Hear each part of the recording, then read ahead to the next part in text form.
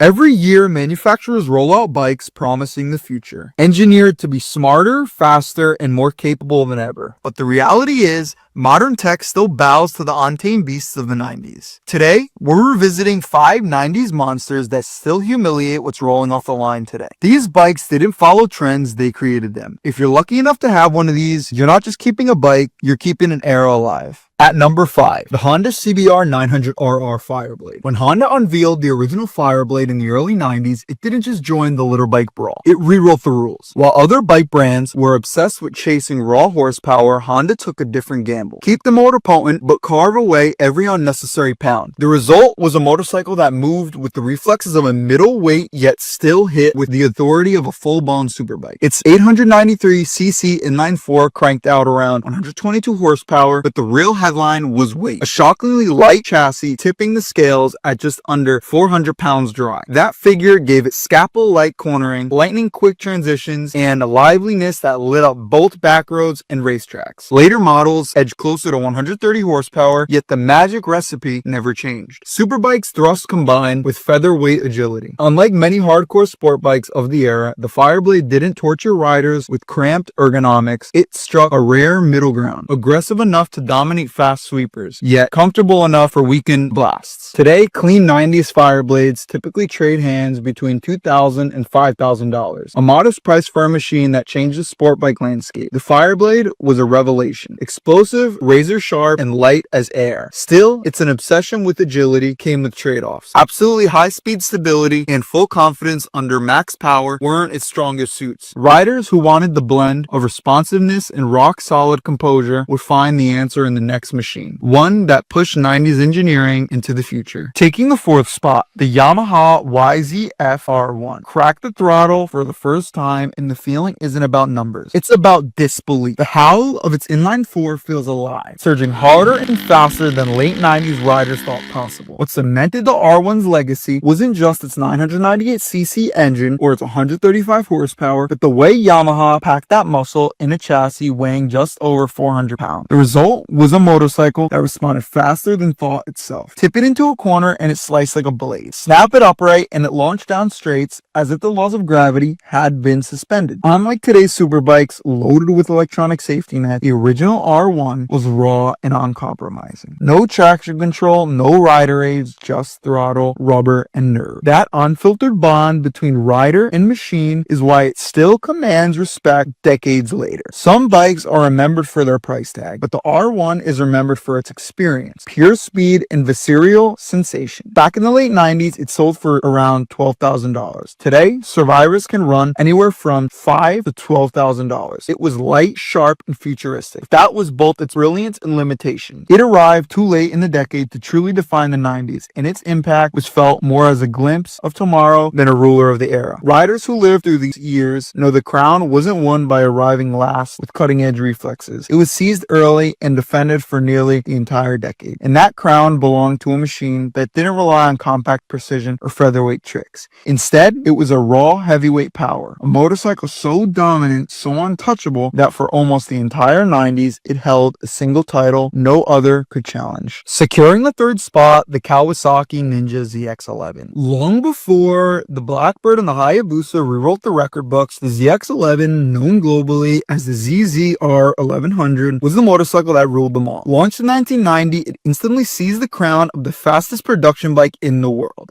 a title it held for 6 straight years. Even today, it remains a 90s missile, capable of humbling modern riders. Its heart was a 1052cc liquid-cooled inline-4, delivering around 144 horsepower and nearly 75 foot-pounds of torque. That combination catapulted the ZX11 to a verified top speed of 176 miles per hour, with the quarter-mile runs dipping into the low 10-second range at over 130 miles per hour. In practice, it felt like straddling a licensed rocket ship. Yet, the ZX11 wasn't just a straight-line dragster. Kawasaki poured effort into the aerodynamics, sculpting a slippery fairing that kept the bike stable at high speed and shockingly comfortable over long hauls. Riders often describe the acceleration as smooth, ceaseless, and jet-like. No electronic rider age, no safety nets, just precision engineering and rider skill. That raw purity only added to its legend. Back in 1990, it kept carried a sticker price of about $7,600. Today, surviving examples range from around $3,500 for high mileage units to over $10,000 for well-preserved originals. The ZX11 ruled with brute speed, but its raw power became both crown and curse. Riders wanted more polish, stability, precision, refinement, and rivals smelled opportunity. One manufacturer engineered a machine to topple Kawasaki's throne, delivering everything the ZX11 wasn't: smoother, sharper, steadier, and faster. When it arrived, it didn't merely challenge the king, it dethroned him, lighting it up. At number 2, the Honda CBR1100XX Super Blackbird. Honda's response to Kawasaki's record-setting ZX11 wasn't just about more speed, it was about smarter engineering. When the Blackbird landed in 1996, it shocked the motorcycle world by punching past the 186-mile-per-hour barrier. But its real brilliance was how it delivered that pace. Polished, calculated, and relentlessly smooth. Its 1,137cc inline-4 produced around 164 horsepower, but the delivery was turbine-like, steady, seamless, and seemingly endless. Dual counterbalancers scrubbed away harsh vibration, giving the Blackbird a composure that almost disguised its ferocity. Pair that with wind tunnel-shaped bodywork and a chassis that felt lighter than expected, and the Super Blackbird became both a supersonic bullet and an all-day mile heater. By 1999, Honda refined it further with fuel injection and ram-air systems, soothing mid-range dips and sharpening throttle response. The linked braking system, wide rear tire, and supple suspension created a planted, trustworthy feel even at the edge of its performance envelope. Few machines have ever balanced long-distance comfort with hyper bike pace so gracefully. In the late 90s, the Blackbird carried a sticker of about $14,000. Today, a well-kept example can be found between $2,000 and $5,500, making it one of the most attainable icons of the decade. It was Honda at its absolute finest. Blisteringly quick, effortlessly refined, and balanced beyond dispute. It could crush records while carrying you across states in comfort. Yet for all its brilliance, the Blackbird was still a gentleman's missile. Smooth, composed, measured. The 90s weren't just about refinement though. They were about audacity. Riders wanted not only to outrun rivals, but to erase them. And where the Blackbird held back,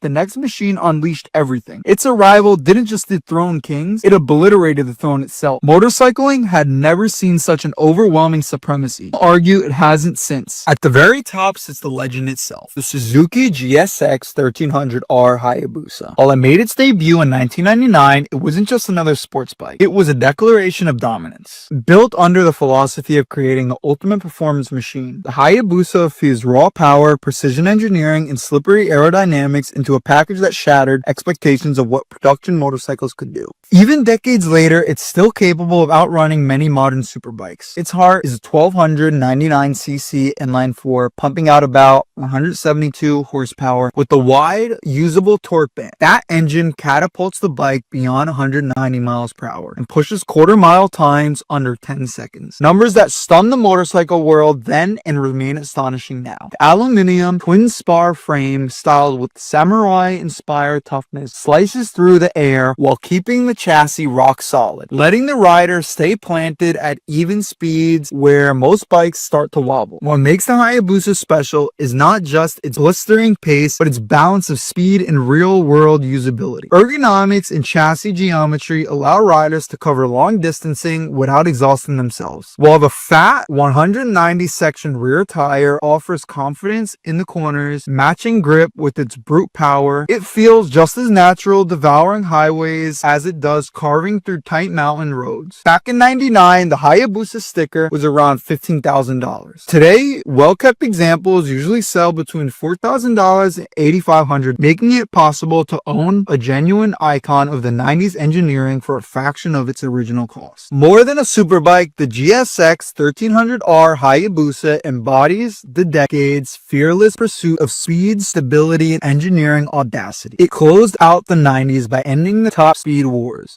and even now it remains proof of what that era delivered. Motorcycles that still humble modern machines. If you want more legends like this, the next ride is waiting for you right here on the screen. Click to watch and don't forget to subscribe so you're with us when the next icon roars to life.